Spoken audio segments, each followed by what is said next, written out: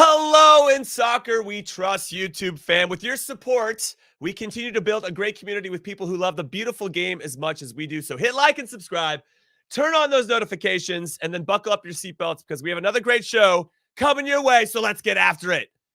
Yes. What is up, everybody? Welcome to Thomas Dooley's favorite podcast of Soccer We Trust. That's a bit of a deep cut for some of you. I'm Jimmy Cream Cheese Conrad. Only Hollywood Heath Pearce is going to be joining me today because Charlie Davies said, I'm using air quotes for everybody listening, he had a scheduling conflict, but Heath and I both know that is code for he was tired of being on his yacht in the Atlantic Ocean and he wanted to switch things up and go spend time on his super yacht in the Pacific Ocean. So it's just me and Hollywood today. We're talking about every single one of our number nines, or shall I say potential number nines, in the U.S. men's national team player pool, doing something of consequence this weekend, scoring, getting assists. So we're going to put this position under the microscope once again because given the skill sets, Heath, of these different players, I really feel like one or two of them have to go, if only to give us a different look in different situations once the World Cup begins.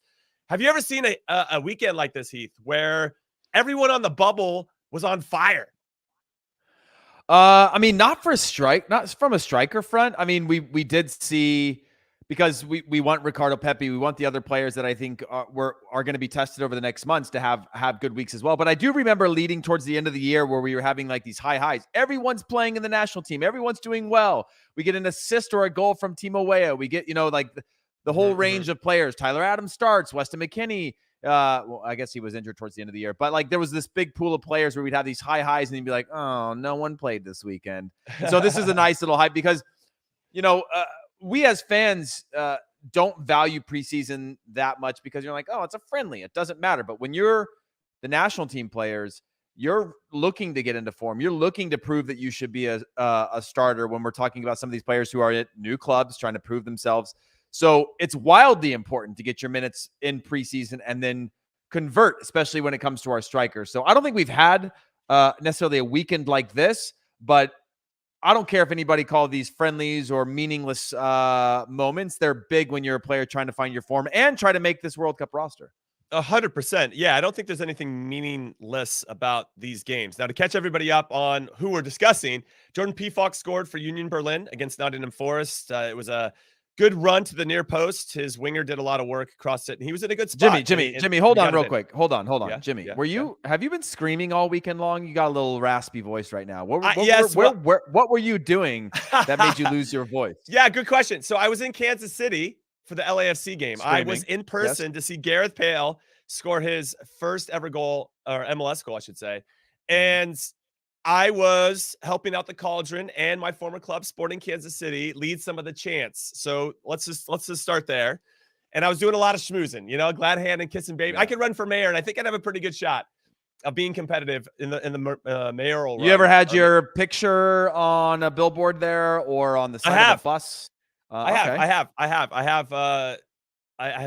been on billboards. When we played against Manchester United, I was on the billboard, and I think that Ryan Giggs and Paul Scholes were on the other side. Wow. They needed two of them to go against me. That's all I wanted to say. Yeah. But yes, Kansas City's always taking care of me, and it was fun to go back to see them perform. Unfortunately, they lost. LAFC got the win, and LAFC for me are probably the favorites to win it all. I actually went to dinner with our friend Steve Cherundolo, who said, everybody, that he will come on the podcast whenever we want him. So you just let us know in the comments. Hit us up on Twitter, ISWT Pod. I could call him right now. He's training right now. But call him. He probably tell training. Him just FaceTime him in. FaceTime us for training. Yeah, can you get Chiellini and Bale to come on? One of the things that I thought was interesting, it was fun to hang out with him and just kind of, he wasn't in coach mode and I wasn't in whatever fake journalism mode or whatever I am. But we just got to talk and shoot the shit. It was awesome. And when I asked him questions about, and we'll get into his coaching journey, but he just thought working with, very similar to what Ben Olsen said about Wayne Rooney last week, that those guys have seen it all. They've been around it, high pressure situations. You tell them exactly what they want to do. They're like, no problem, coach, and they go out and execute. Yeah. And there's something really satisfying about hearing that and how good those guys are professionally. The professionalism is really next level. Another fun fact, Gareth Bale's never had a drink of alcohol in his whole life.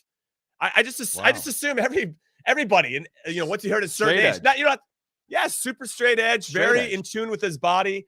I remember playing with Eddie Pope. Man. Straight edge principles are a life in moderation, no extremities of anything. And I know that guy goes to the extreme to play golf, so perhaps he's not but I think it's more vices, but golf could be a vice if you play too much, That's true. That's true. So it was really interesting, and I won't speak for him anymore. We'll get him on the podcast here very soon. But to catch everybody up on these players, Jordan Pefok scored, which was good to see him. I just want to give you some insight a little bit on it. Haji Wright. Did you see his goal against Bochum? It was pretty sick because he anticipates a throw in that goes backwards. He wins that one, and then he holds off 2 defenders to score. I actually think that was my favorite goal of the whole thing. It was nice to see Haji Wright kind of creating something out of nothing and burying it. Now, they still lost 4-2, so it was more about him than anything they did team related. Daryl Dike scored. No, but by the way, Brom. on that goal, there was just I think we don't have a lot of goal scorers that, when we went back to our like qualifying goals, and I remember I gave Timo Weah some sort of award because of his left-footed banger against, I think, Jamaica, where it's a lot of individual work to create a goal, right? Sometimes with our strikers, when it was second half against Honduras and Ricardo Pepi gets in and around the box, you're like, okay, goal scorer, right? Like poaching, really good timing, finding the right spaces. But when you see somebody create something where they've got to drive with the ball, they've got to create their angle, they've got to beat somebody, muscle somebody off and score a goal. I think those are the things that get me really excited, that we have the potential for players to create something that doesn't require 7 or 8 players for us to score a goal. Do we have moments of magic? We saw Serginho Dest obviously coming out of the back line before. Christian Pulisic has the ability to do that. How many players do we have that can create goals out of nothing or have individual moments of brilliance that put us into good spots in games? I agree with you. I thought that was amazing, even though it is No, it's a great goal. And I think when here's one way to look at it, everybody. His team's down 4-1 with like 15 minutes left. He is doing and anticipating and still being alert. I like that part of it. The whole team could have just like thrown in the towel at that point. Like, they aren't going to get anything else out of the game, but he found something in the game. He made something happen. And I think that really speaks to him being switched on and ready to go. If you have any chance to see any of these goals from these guys this weekend, watch the Haji Wright one. It was excellent. Now, Daryl Dike, ball goes out wide for West Brom, and he makes a tremendous timing of his run to the near post diving header. And what I loved about it was that he anticipated it. It wasn't like he reacted. He put himself in a good spot to get there first ahead of the defender. Defender can't do anything if the other guy made his timing right. So I like that. I want to see more of that from DK, and obviously we want him to stay healthy. Terrence Boyd scored in the second Bundesliga. I know we haven't really talked about him much, but if anybody gets hot at the right time, it's possible. Brandon Vazquez scored for FC Cincinnati. Really fortuitous. Another one where just being alert and aware. Ball goes wide. Maybe it's a bit of a miss hit off a corner kick, and he puts himself in a good spot to finish it. He's got 11 goals now in MLS. Jordan Morris, who we've actually talked about maybe being a 9. We might want to consider him there. Makes a good run off the ball. Nice, tidy finish to chip it over William Yarbrough from Colorado Rapids. And I thought JMO scored another good goal. Jesus Ferrer scored a good team goal, but good. What I liked about this one, another alert one, Heath, where there's good pressure from Dallas, and he puts himself in a position to receive the ball, right? He's thinking about that third person running. Okay, this is all breaking down. How can I be very dangerous to make it happen? He scores a good goal against RSL. That's his 12th goal of the MLS season. We have Ricardo Pepi had an assist this past weekend in a friendly. Josh Sargent started for Norwich. So it's all like coming up roses at the moment, at least for this particular weekend. I know that we have many, many months before the World Cup actually starts, but I'd rather be talking about these types of weekends than all of our guys not doing jack crap. You know what I mean? So any outside of the Haji Wright one, any of the other goals that I know you've seen that really stood out for you? I mean, for Daryl Dike, that's one where he's just really fallen down what I think is the depth chart for injury reasons. And obviously when you watch him, he was always one of these players in the national team that I felt was desperate to score goals, which I think when you're in form, it's great because you are selfish in front of goal and you want somebody that knows when to be selfish. I'd love to see him get back to that level of form of when he was on loan before his permanent move to England, and to score goals for him, I think is really important anytime you come off an injury, because I think you're quickly forgotten in the national team right now because there is depth. Now we're not blessed with depth in terms of players in the best of form or in terms of extraordinary talent just yet. But when you look at the depth charts between Ricardo Pepi and Ferreira, as you mentioned, Vazquez could be someone coming up, Daryl Dike, Sabichu, or Pefok, some of the other, I think that we're starting to see at least a pool of players that they know there's not room for all of us at this World Cup. And I'm going to have the best 6 months of my life which will only be to our benefit. So I just think it's a great weekend. Again, it's a single weekend. It's in isolation. I'm not going to overhype anybody, but it's a good sign of things to come of the hard work being put in for these players. Of course. And I think what we're trying to get into, everybody, is the fact that there are these little things that we're seeing. And I wonder if it's because that's just what they need to do, or if there's something inside of them going, it's kind of now or never. If I'm going to make this World Cup roster, I got to blow up over the next 5 months. Are they getting insight from Gregg Berhalter as to, hey, here are some of the things that we're looking at, the Haji Wright one in particular, where he does some of that counter pressing, that has that alertness to maybe sniff something out that maybe Gregg is asking him to do, or he knows that that's kind of what Gregg's looking for and wants to showcase that he's capable of it.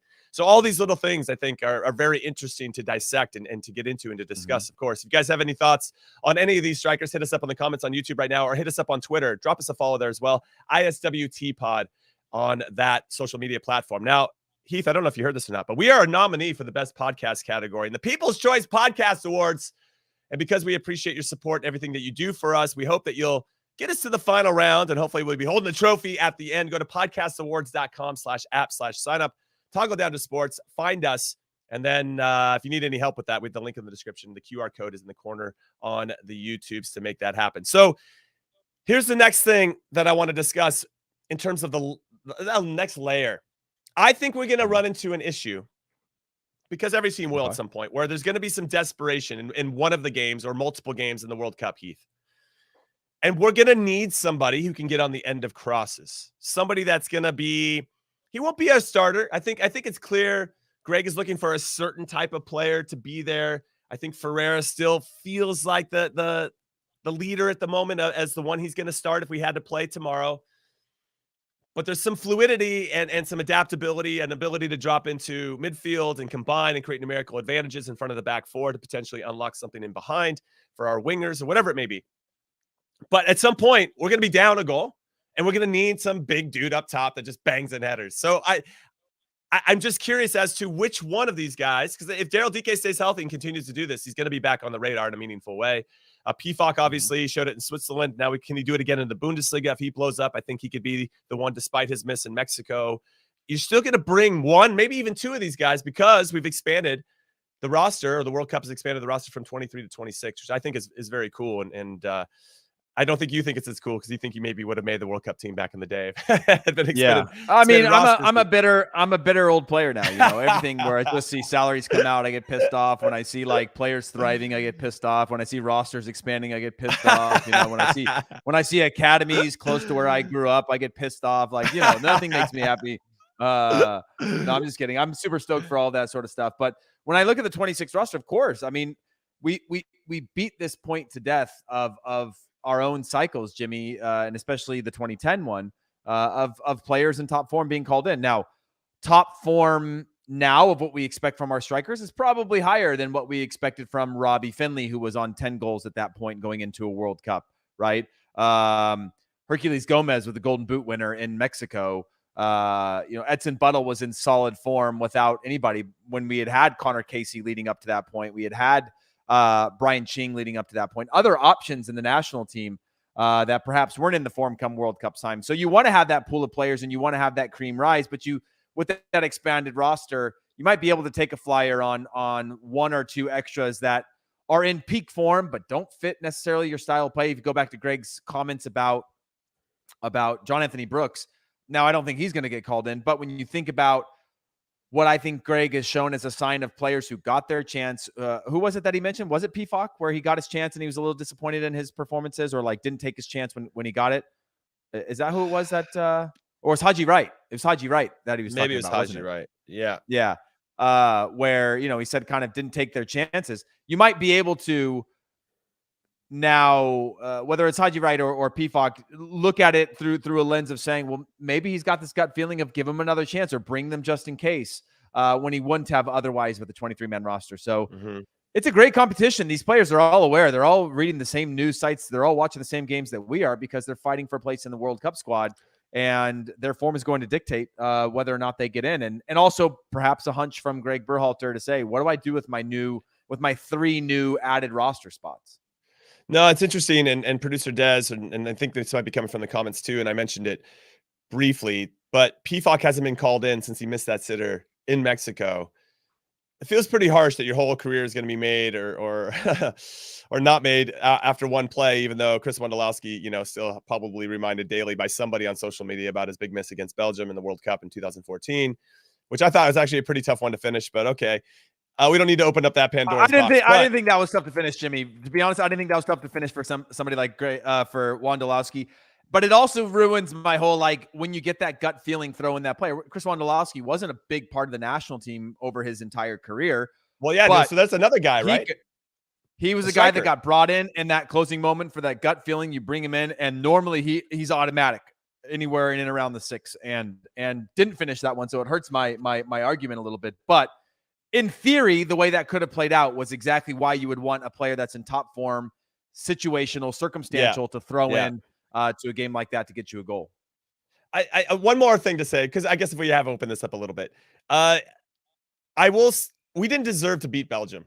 Okay, even if we had won that game, they pumped us in so many different ways, and it's just funny that we look back on this one specific play. Tim Howard stood on his head, made more saves in a World Cup game than anybody in history. I think that kind of speaks. That's actually a record. Yeah, it's actually a real record. So it's if we didn't deserve to go through. But. Yeah, if you take the game on the balance, right? If you look back on it, practically or pragmatically and see, don't even look at the stats, but if you just watch the game, we didn't deserve to win that one. It would have been nice to sneak it out and move on to the next round. You need a little bit of that in the World Cup, and whoever does win the World Cup will have one of those games where maybe they didn't deserve to win, but they did enough to get through. But still, we didn't deserve to win that game. And I don't think everything should be isolated onto Wondolowski's miss. I think that when Thibaut Courtois Wondolowski and I had the same amount of caps, by the way. I just looked at his Wikipedia. We finished on the same amount of caps. He had more goals than me, so but how many caps did you have? There was a window of time, 35. At 27. Damn. Do you ever wish that I would love to be able to give a cap away to somebody? That's just another conversation. But donate a cap. Give a cap to somebody that give a cap to somebody? Wait, let's sidebar. Let's sidebar. Who would you give a cap to? Who are you thinking about? There's somebody clearly in your mind. No, there's not somebody clearly in my mind. It was actually a friend of mine that always said that I gave him 2 caps and he had 2 caps for the national team. Was his argument of being my friend was that between the two of us, we had 35 caps because I gave him a couple. But I'm thinking about and actually a big good topic of conversation. So we'll sidebar it for now. But think about somebody who was never capped at the national team that you think deserved a shot. Because I was actually in Salinas, California this weekend, and Monterey Bay has a team there. Frankie Yallop is running the club, and Ramiro Corrales is from Salinas and is working with the club as an assistant coach for Monterey Bay. And the guy who was running the facilities that we were at was talking to me, and he couldn't remember. And I was like, "Oh, you mean Ramiro Corrales?" And he's like, "Yeah." And I was like, "I remember specifically Ramiro Corrales when he got called in under Bob at the same time as me, hadn't been in the national team for a decade. He got his first cap in I think it was the 90s, and then hadn't gotten called in again until 2004 and then 2008. So he had this 15-year national team career, but 8-year gaps in between. And I was thinking about that of somebody who kind of found their way back in after going really young into the national team and then in the peak of their career. And then at the end of their career got called in, which I thought was really unique when I looked at because I remember that and I looked it up and it was true of just is there players out there that didn't get capped that should have gotten capped, and if you could give one away, who would you give it to, Jimmy? We'll save that for another time. But we should, because if this show gets big enough, I'll hand out caps to all kinds of our fans. You know what I mean? I'll hand off one a month. They can have one of my honorary caps. Put in my Wikipedia. They can have one of my 4 games against Guatemala. They can have one of those. Yeah, exactly. I'll give one away a month, Jimmy, and I'll write it into Wikipedia and I'll screenshot it so they can post it before Wikipedia fixes it. That on this date I gave away a cap to one of our fans. That'll be a good time. Maybe it should be one of our subscribers. So if you want to be the envy of all your friends by winning a U.S. men's national team cap, courtesy of our very own Hollywood Heath Pearce, make sure you hit like and subscribe. We should make hats that are one cap. One people, cap, one cap wonders. Send it out as one cap wonders. That's exactly what we need to have. One cap wonders. Wow, I'm racking my brain as to what it is, because sometimes you go into camps, especially January camps, and you see guys elevate their game to playing with the national team. And then you see guys drop off, and I'm just trying to remember who I thought maybe got a raw deal. I'll have to put some time into that, and obviously we want Chuck's insight as well. So there are some people that are throwing out some names of players we haven't suggested yet. Matthew Hoppe, we have Josie Altidore. One I would throw out there is Jeremy Ebobisse, who's got 11 goals and 1 assist for an Earthquakes team that, look, they create chances, but they don't necessarily, they feel pretty loose on both sides of the ball, the Quakes. Maybe that's just a remnant of Matias Almeida and his style, and now they're trying to regain who they are or find a new identity. But Ebobisse's been pretty solid for them. I think he's scored 32% of their goals, which is pretty significant, a pretty high rate, and a lot goes through him. And when you have that type of responsibility on your shoulders as a player, that if I don't play well today, my team is probably going to lose, I think that helps you become more well-rounded, and you start to think about different ways to have impacts within the team. In some ways, I'd like to see his assists be a little bit higher if I'm nitpicking the guy, but goals are goals are goals are goals, and goals help you win games. Any names out there for you, if we kind of take the sidebar we were talking about of players that maybe we aren't talking about and should insert them into the conversation, and this goes for everybody listening and watching, who do you think we're missing out on? Who do you think could be a sneaky surprise to get on this roster if they go on a good run? Is Josie Altidore a real one, or is it just for laughs? Or people just haven't given us a hard time in the comments, Heath? It's hard to say. I mean, he doesn't play for New England, though. Yeah, of course not. But like, he was our and I'm just thinking more of the fact that like Josie, in theory, had he been pushed by this crop of players, I think would have been a better player to have to compete in a way that he wasn't, because he was our only guy for a decade, and there was nobody else. Yeah, we had Josie Zardes at points who got well over, I think, 50, 60 caps. We had other players come in, but Josie was the guy that was like, Josie's fit and healthy. Josie's playing for a decade, Josie Zardes has 50, wait. Time out. Josie Zardes has 50 or 60 caps? For sure. Let's see. Hold on. Josie 67 Zardes. Caps. Yeah, dude. This guy's well on his way to a century club. Josie's got 67 caps, 14 goals. Holy, that's a lot of caps, dude. I did not. Yep. Well, I guess Zardes should be on the list then. 67 caps. That is a lot. I didn't realize he played for us that many times. That's cool. I'm excited for him. I think he got quite a bit under Gregg, got quite a bit under Bruce. I mean, 19, Bruce, he had 19 Bruce caps. And, his 19 caps and 3 goals in 2015 alone. We had 19 national team games in 2015. Dude, that's what's crazy. In 2008, I had the most caps of anyone in the national team. I played every game in 2008. And I think it was 9. Yeah, right. There wasn't that many games. So when you think about, I'm not gonna do the like, well, back, what's his name? When I'm trying to think of back in my day. not John Harkes. I remember listening to a broadcast with John Harkes, and they're like, John, you almost got to 100 caps. He's like, yeah, but back in my day, you only played like 6 or 7 games a year. So to get to 100, you needed to play for well over I'm not going to make that a point, because it is cyclical, right? When you wouldn't have brought it up otherwise, but okay, sure. Well, no, but like, if I was Johnny Bornstein, who played Gold Cup and then played Copa America, if you went on a run in both of those tournaments, you're talking about 7 games, and then you're talking about another 7 games, or at least 6 games in Copa America. That would be, or even the year after, had I played the 5 games in Confederations Cup and then go into a Gold Cup that's 6 or 7 games, quarterfinals, semifinals. I guess that would be 6 games. You'd be talking about 1, 2, 3, 4, 5 plus another 6. It's 11 just in those alone, outside of the other matches you've played. So there are those years where there are those summer tournaments that you can rack up caps, and you rack up, hopefully bonuses if you're getting results, but like, you can get a big window of caps if you're playing back-to-back. Very few players do back-to-back, but some got to play in those types of things. So you can get a lot of caps in a year. And Josie Zardes, obviously, during some of those windows, got quite a bit of caps, and deservedly so. He had some great performances for the national team throughout the years. No question. I don't want to take anything away from that. I just was surprised that he racked up 67 caps, scored 14 goals. We don't need to make this about the Josie Zardes show, but Josh Sargent. Yeah, go ahead. Finish that thought. No, his first ever goal for the national team was, I believe, under Jurgen Klinsmann. We played the Netherlands. It was he made it 1-1. We ended up beating them 4-3 in a friendly. Then he scored against Cuba, St. Vincent and Grenadines, Bolivia, Ecuador in the Copa America Centenario, Ecuador again in a friendly, Guyana, Trinidad, Canada twice in the Nations League, Martinique and Qatar in the last Gold Cup. I mean, outside of the Netherlands, it's not like he was out there banging them against some of the big boys out there. But interesting career, Josie Zardes. Anyway, you said Josh Sargent. How many caps does that guy have? How many are you guessing? Josh Sargent, I'm guessing around 20, maybe more. 20. Let's see. He has 19. Oh, wow. That's pretty good. He's on our heels. I don't even know dude. why I came up with that number. Heels. Yeah. He's on our heels. You He's know, on our heels. it's funny. I was talking. I shot with, and we've completely gone off the rails with this conversation. But like, well, that's what we do. I was talking to Sebastian Leggett. Otherwise, why would you watch or listen if we just followed unpredictability is why you're here. Follow the run of show. Yeah.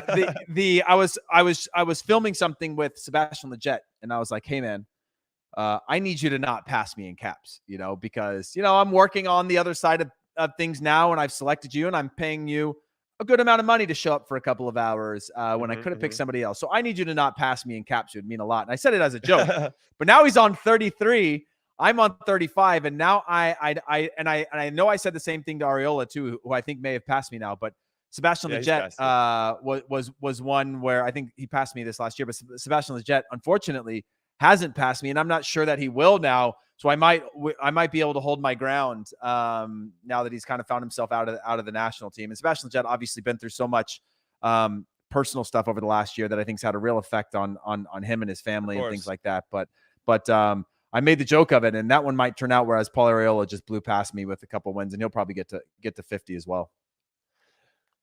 Yeah, that's funny you say that to those guys. Yeah, I'm joking, but I mean it, Jimmy. I said, I'm a bitter old man. Like, you passed me, and we can't be friends anymore. No, that's been clear. Let's talk about Josh Sargent a little bit. Okay, him being not, there's some chatter about him not being deployed as a number 9, and last year we saw because of Timo Pukki, he would sort of be either a second forward or he'd be in the wings. I mean, do you think that there is a place in our national teams for a winger? I feel like there's depth in our wings, but he's a little bit dynamic of a player in terms of what he could bring, in terms of saying, this is a national team pool player, he could contribute. Yeah, like 19 caps, 5 goals in those 19 caps. And when he played number 9, maybe he wasn't as influential. And I think getting the experience of playing with Norwich at that level in the Premier League, even though they're basically chasing the game and probably having only 25 to 30% possession in most of those games, where he probably felt pretty isolated when he got the ball. When you're defending that much, it's hard to really, let's say, join the attack with numbers, right? You're probably really just attacking with 3 or 4 guys because you don't want to get punished going the other way when the other teams win it. I think he learned a lot from that. I'm curious to see how he's going to perform in the championship. I know that there's going to be obvious people out there saying, well, it's not the Premier League and it's not the Bundesliga and blah, blah, blah, blah, blah. But I think that the championship is one of the hardest leagues in the world. Now, you've discussed it and said it's just because it's more physical and all that stuff. That's great. He's going to learn how to become a better player in different ways that I think will ultimately shape his game. And then he can make a decision after this season to see where he wants to go, what his next step is in his evolution as a pro. By the way, Jimmy, that type of player is still a national team player. Like, somebody that comes from the championship and scraps and fights and knows how to be impactful and play in a different way. Like, think about your national team career. Right. And I know we write off Josh Sargent because he's not as sexy of a player as Jesus Ferreira or Ricardo Pepi or those types of things. But when you think about your national team career, and I think about mine, there was a number of players that weren't, I think about Brian Ching. Brian Ching was not like super technical, fast, powerful, sexy in the way that we want a striker to be, but he was damn hard to play against. And He was a big body, physical, knew how to use his body, knew how to play the game within his means. And it was still a national team quality player that was impactful, very impactful at times. Connor Casey, same thing. Like, just there's a whole wide range of what an attacking player looks like that can still fit within the national team. Maybe not within the system that Gregg wants necessarily, but I still think that they could be hugely impactful, even if they could still be apples to oranges of our other profiles of strikers and be successful. No, that's great insight. I would say that I'm going to lean on a story that I had, and I think it ties into this a little bit. And I don't know if it helps Josh Sargent, but I want to get your opinion and then everybody else that's listening or watching at some point. But I became a friend. He runs the Right to Dream Academy in Ghana. And before he did that, he was a scout for Manchester United for 5 years in all of Africa. And Sir Alex Ferguson said to him, all I want you to do is to find me the next Samuel Eto'o or Didier Drogba. Okay? If I want to go find hardworking players, this is Sir Alex Ferguson, I'll go to Scotland, or Ireland, or I'll go look in England I can find those ones. But I don't need to look for that. I'm looking for the luxury player. 5 years, this guy scoured Africa for the next Eto'o and Drogba and couldn't find that player. And he never signed one player for Manchester United, which is and Sir Alex Ferguson, thank you so much for your time. And within all that, just to give a little sidebar on that, because of his network that he built up, he ended up starting this Right to Dream Academy, which has actually provided Ghana with some tremendous national team players, and it's an incredible academy. Wait, Now, is this I Tom say Brennan? this. Yeah, you know him. Yeah, I know Tom. Yeah, I okay. completely forgot about his origin story of before he had launched this thing, and which is now Yes. expanding into the U.S. at some point in Baltimore with the Mansour family of Egypt. But I forgot that was the origin story of Yeah. what took him there, what he's built. That's unbelievable to bring that up. Yeah, isn't it crazy? So I bring that up because when Sir Alex Ferguson's saying, I know where to go get my hardworking, scrappy players, I don't need them in that area or from that area of the world. I almost feel like when Gregg Berhalter is looking for his hardworking, scrappy players, he's going to just, I can go to MLS, just very similar to Sir Alex Ferguson. I can just look domestically to find that. So as much as for Josh Sargent to now break back into the team, I think he's going to have to beat out, much to the chagrin of all the MLS haters, that like the Paul Areolas, who is having a tremendous season for FC Dallas, who does play for Gregg Berhalter's former assistant Nico Estevez at FC Dallas, right? And obviously there's going to be conversations between those two guys about, hey, how's Ferreira looking? Mm-hmm. How's Areola looking? You know, I mean, that's just a natural thing. When you have built a trust on a coaching staff, you're going to stay in touch with those guys to see not only how FC Dallas players are playing, but like maybe FC Dallas is playing against a Jordan Morris or Seattle Sounders, and how did Roldan and Jordan Morris look? I mean, there's just a different type of relationship that you can get, different type of information you can get than trying to go hit up Dean Smith at Norwich and be like, yo, how's Josh? You know, it's just different. So I just think that Josh Sargent has to put up numbers to break back in. And if he's not, I think that Gregg Berhalter, again, similar to Sir Alex, is going to go look domestically to find those scrappers that he trusts, that know his system, and that guys he can lean on. I don't know what your thoughts are on that, but I'm kind of curious what everybody thinks about this particular thing and relying on MLS. I was one of those scrappy MLS players that I think I balanced the team a little bit. You didn't need me to be Claudio Reyna. We had Claudio Reyna. You didn't need me to be you or Steve Cherundolo. We had those players. I just had to come in and organize and do everything I possibly could to make the game easier for the guys around me. And that's what I did. So I think there's a room for scrappiness, but to your point, you still have to have some of your luxury players out there pulling the strings and making the ultimate plays happen. Unless you want the scrappy guys to score goals against Mexico like this guy. Roll the clip. Okay, we don't have a clip to roll. So Heath, anybody listening, ISWT Pod, hit us up on Twitter or watching. Who would be your strikers at this point? Heath, let's just pivot into that, and we can continue the Josh Sargent conversation within that if you'd like. But who are your strikers now? Who do you think are locks? And given how we're seeing some of the players perform after a pretty exciting weekend, who do you, maybe one or two of these guys you think will sneak onto the roster? I think we're going to see Ricardo Pepi and Jesus Ferreira. I think for sure as like out and out number nines. They're only as number nines. Out and out number nines. Okay. I think Jordan Pefok will make the World Cup squad. I do think that. I don't think Haji Wright will. It didn't feel like he could have a transformational next couple of months as well, but it just felt like there was something off about him in terms of his, I don't know, body language, things like that. But I think he could be, he's got a chance. I mean, really, you've got the ability to bring 4, maybe 5. And once I go past Pefok, it's really just like you've got Daryl Dike, you've got, again, Haji Wright, you've got Josh Sargent. And so you can bring 4 or 5 in this team, and maybe you opt to bring more midfielders, or maybe you're going a little deeper so that Jordan Morris and Paul Areola are more your locks for depth on your wing positions instead of just a Brennan Aronson or a team away. It gives you a little bit of a different way to play in a single striker with higher in a 4-3-3, a 4-4-2, those types of things. I don't think we'll play 4-4-2, but maybe we're playing with a back 5 and you can, kind of move players around with attacking players. But it's, I don't know, Jimmy, who do you, I mean, how many are you taking with 26 players? 4 strikers? The thing with Pefok, Haji Wright, and Daryl Dike, they feel like the one goal that we see today, Haji Wright's, or this past weekend, was a little bit more dynamic. The other two were getting into the box, getting into tough spots in the box and finishing off plays. We need all of that. Now, I think some of that will be situational. And I think if I'm Gregg and the staff, I agree with you. I think Pepi ends up going unless he continues to fall off a cliff. But I think with his current situation, with a coach that's coming in that likes to play young players, is coming from the Borussia Dortmund academy system and as well regarded as a coach. And because they moved some players, Grigoric, to another team, I think it's going to leave some room for Pepi to kind of grow into the position. That's all good news.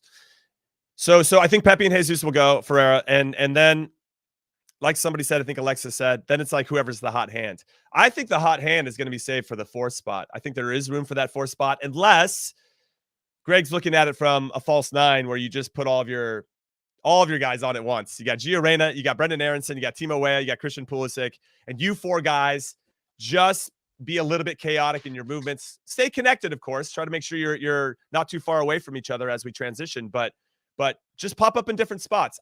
So there could be something like that could work against. Maybe Timo Weah is our number 4 at that position if we needed it, because he's done that with Lille, and there is some familiarity. By the way, DK might be. Gregg seemed to like DK on some level more so than I think he's shown respect in terms of his love for Pefok or Haji Wright. It just seems like he liked DK when DK was in form.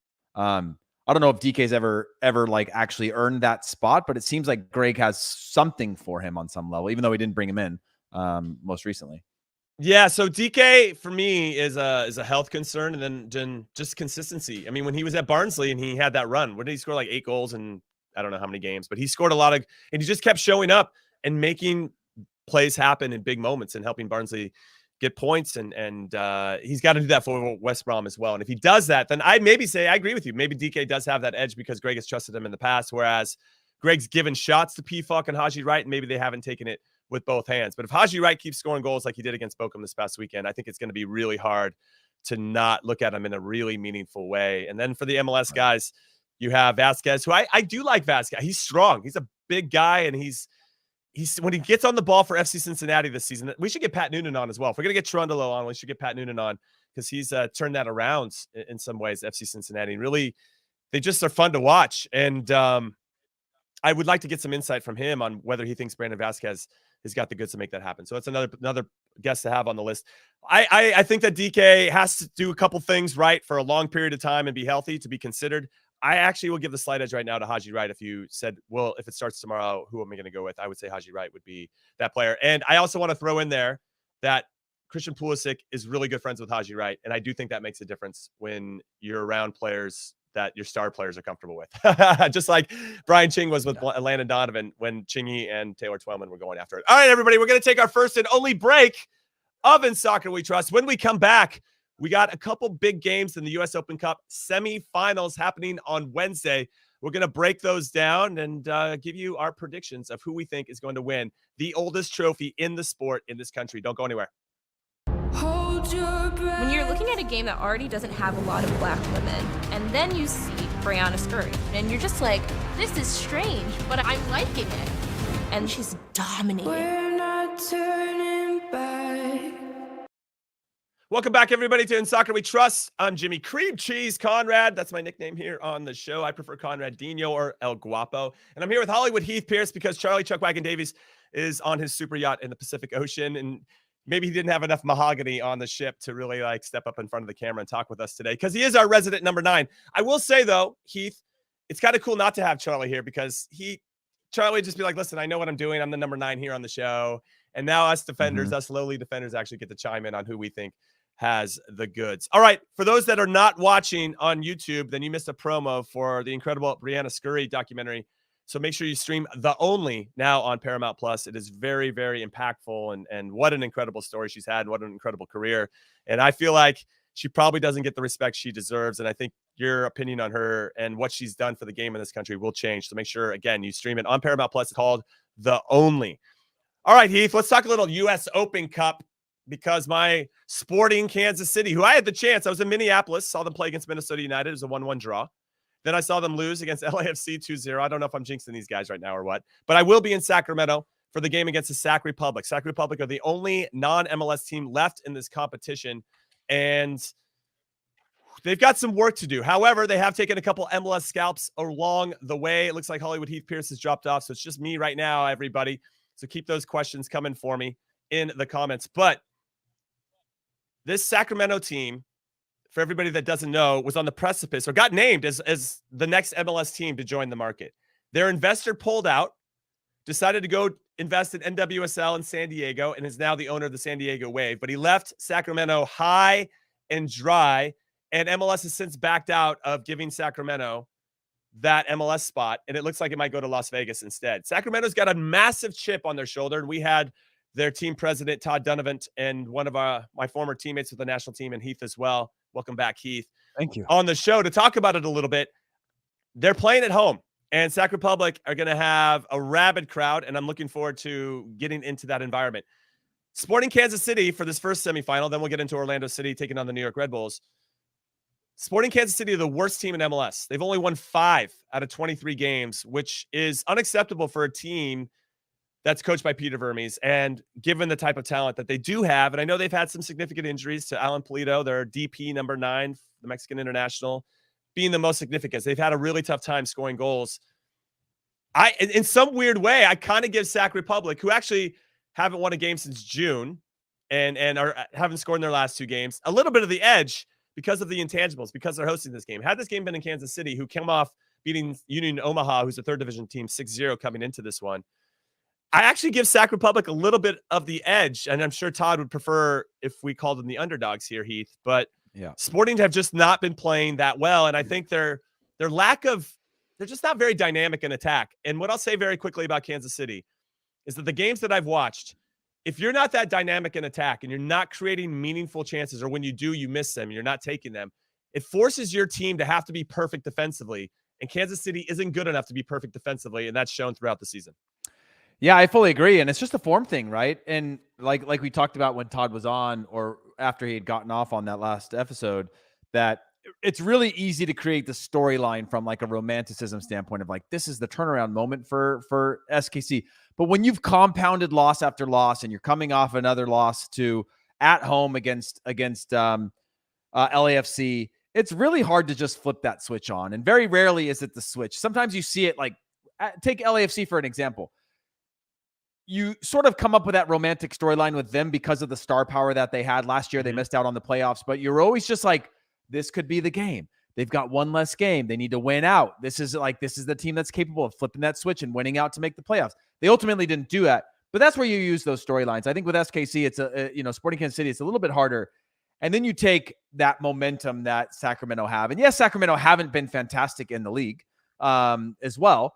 They are still going to be a sellout crowd. They are making history. They're trying to build their history despite the setbacks of what they've had from an ownership group of not having the financial backing to be able to get into Major League Soccer. I remember being at the MLS office actually the day Sacramento went there, and they had fans outside of the office. So they announced this team and talked about this team being one that could be the next MLS team, and then having these setbacks. If you're a player within that, you're comfortable playing in USL. Yes, you want to be one of the USL giants like they are, but you also want your exposure to go beyond that. And I think this is a huge opportunity when you mix the quality of staff, the quality of players that they have, the momentum that they have, the occasion in itself that it's a sellout crowd in Sacramento. I think it's going to be really tough for Sporting Kansas City to go there, flip that switch, the proverbial switch, and get a result. I think Sacramento win this one for sure.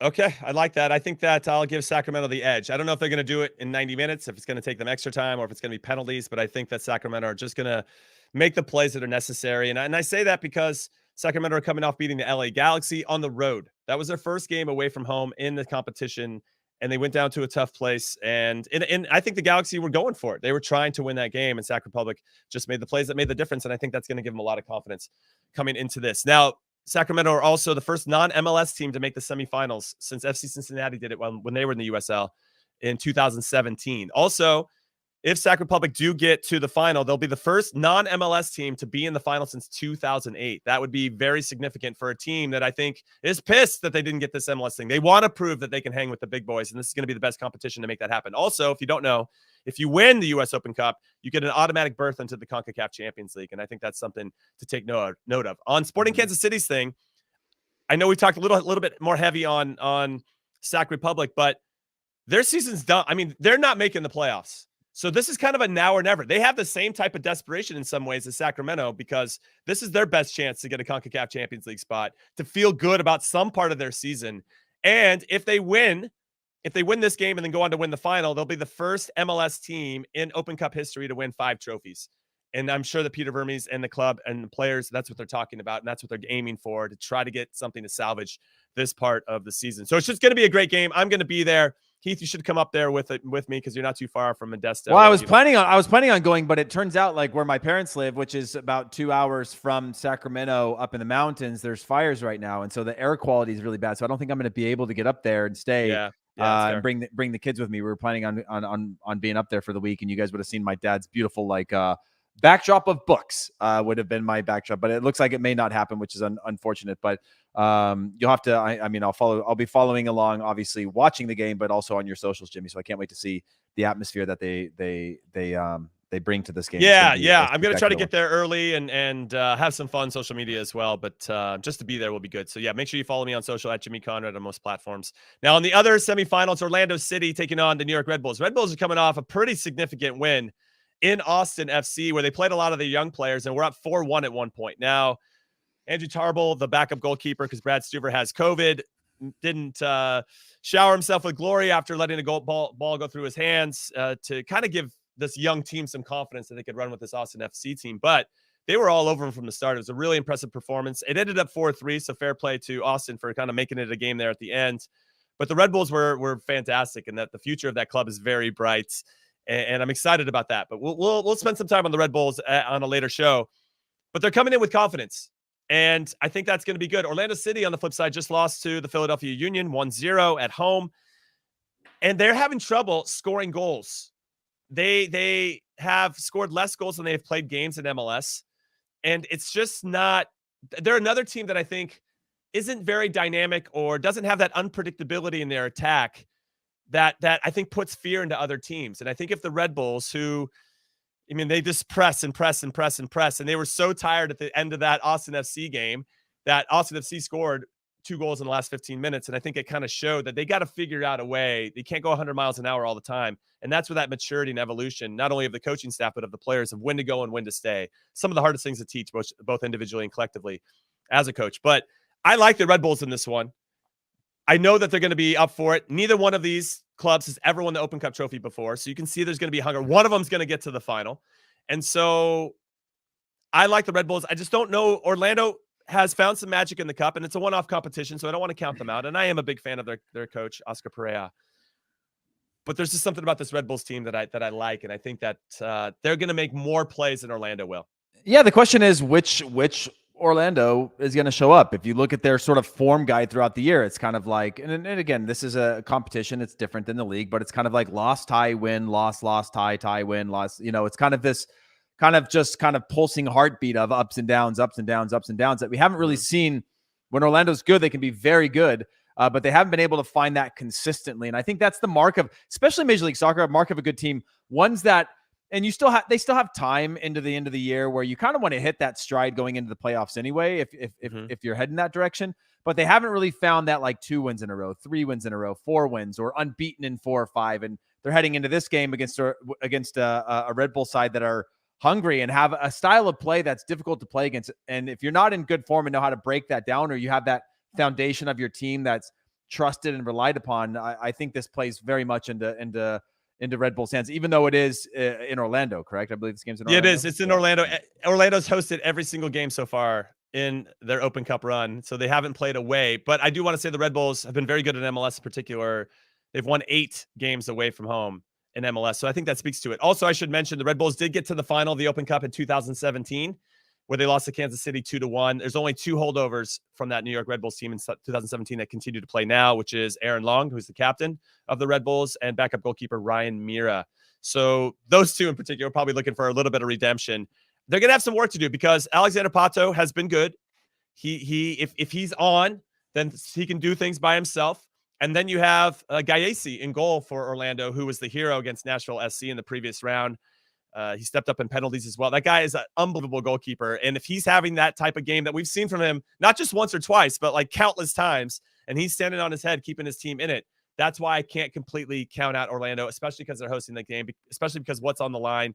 They're also falling into this. Maybe this is our best chance to win a trophy this season because it doesn't look like we're going to win MLS Cup because they've been a little uneven so far in that competition, 2/3 of the way through. But there's something about this Red Bulls team that I really like. Now, somebody did say in the comments, Red Bulls never win anything of consequence when it counts. They're kind of the nearly team. You played for the Red Bulls, Heath. Is that something that's talked about at the club that we've been. So I mean, there's been a supporter shield in there when trophy in there. I don't want to just there's a couple supporter shields in there. I get that, and some really good teams, but yes, and teams that probably deserve more respect than they got, but it never led to an Open Cup trophy or an MLS Cup trophy. Yeah, I mean, I remember playing in even CONCACAF Champions League against New York, and then putting out their C squad against us when I was playing with Montreal one year, and I just remember thinking like, wow, this is a complete lack of respect for this, and they were knocked out. And then when I think about the Supporter Shield, it is an unbelievable thing to go an entire season and finish top of points, top of the standings, but it's like anything. We talk about this a lot with the national team, right? Playing in a group stage, playing in a knockout round, playing in consequences is a different, especially domestically, because you're having to balance your rosters and who do you play? How do you save your team? You have your domestic campaign. There's a lot that goes into it, but they haven't been able to do that in MLS Cup. They haven't been able to do that with regard to this. This could be I think it's a big moment for the club to take serious. They're obviously in solid form in the league right now, and I think third in the Western Conference. But this could be another thing that they're one game away from a final, which is a huge it could be a propeller towards the end of their season, and really make it something that goes from being like, if you go back to the beginning of the season when they were saying there were multiple players off of being a good team or being competitive to now being very competitive, they could be on their way to potential playoff run, but also finishing the season with a trophy. Yeah, it's gonna be a great game. So this game happens 7:30 p.m. Eastern. Orlando City hosting New York Red Bulls on Wednesday. Find that game on ESPN Plus, if I'm not mistaken.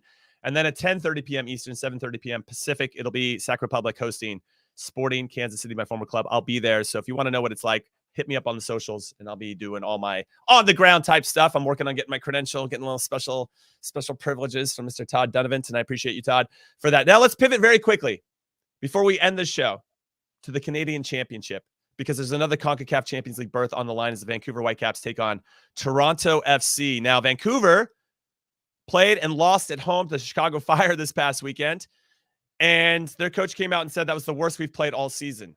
Maybe he was juggling the lineup because he knows that this is a big one. Vancouver has a chance to win a trophy for the first time in a long time. Toronto FC, though, maybe the best 45 minutes they've played all season. They took on Charlotte FC, who haven't been very good at home. So I guess that's a caveat. They're an expansion team. Good at home, not so good away from home, which sounds about right for an expansion team.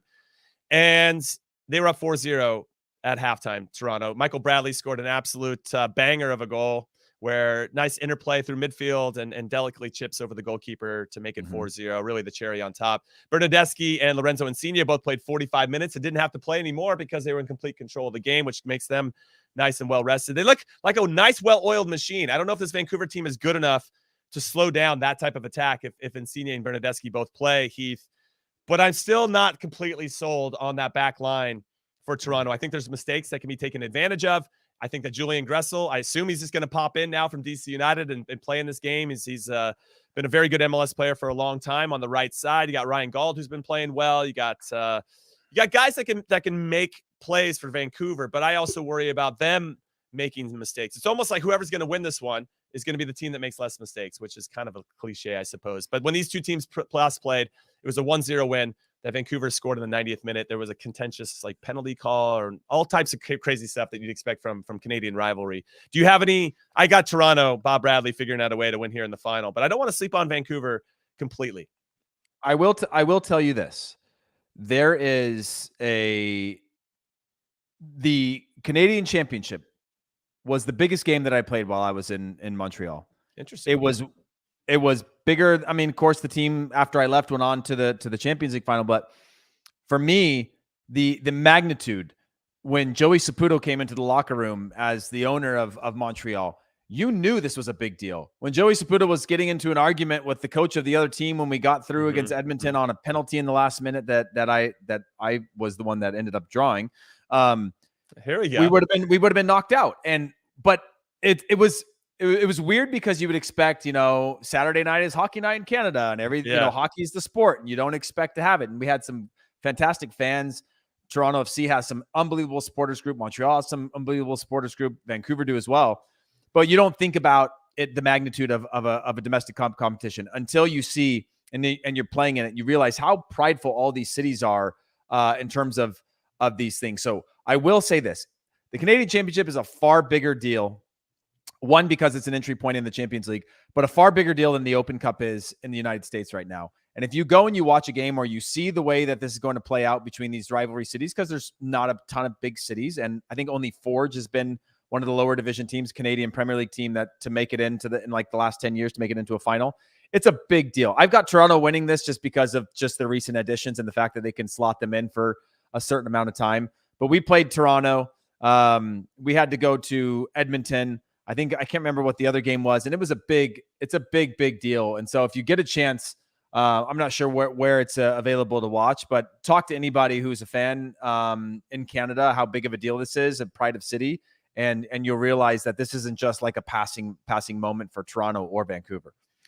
Yeah, this is going to be a great game. This game's happening tomorrow night, so not a lot of rest for both of these teams that just played on Saturday or this past weekend. The game kicks off at 10:30 p.m. Eastern. It is going to be in Vancouver. I think that gives them a slight advantage. To your point, Heath, I think that home field advantage, and because it means that much to the Canadians, that and obviously there's a CONCACAF Champions League berth at stake too, right? So it's going to mean a lot to the players. Anytime you have a chance to win a trophy, you got to do it. So we'll see how Toronto FC performs, but I just think they have maybe a little bit too much, and we'll see. It always comes down to the fine margins and the biggest games, who can make those plays on both sides of the ball in the biggest moments. Yep. But I like Toronto FC to go on and do it. So just to recap, I've got Sac Republic edging out my Sporting Kansas City. Maybe I'm doing a reverse jinx. I got New York Red Bulls facing them in the final, and I got Toronto FC winning the Canadian Championship. Heath, are you in agreement on those? Yeah, I've got Toronto. I'm going to go with Red Bulls, Toronto, and Sacramento Republic in this one. All right. Look at us, two handsome geniuses over here. Yeah. All right, everybody, we're going to call it a show. It's Soccer We Trust is done, and I promise we'll have Charlie Chuck Wagon Davies back for us on Thursday and Friday later this week. So make sure you hit those notifications if you haven't already. Hit like and subscribe. Drop us a follow on Twitter, ISWT Pod, and thank you for all of your support and all the great ratings that we're getting on all the audio platforms as well. It's absolutely fantastic, and we're very grateful for all the love and support that we're getting from our audience. So on behalf of producer Des and producer Alex, I'm Jimmy Cream Cheese Conrad, and okay, fine, on behalf of Hollywood Heath Pearce as well, say thank you for watching and listening to In Soccer We Trust, and we will see you later this week. Later.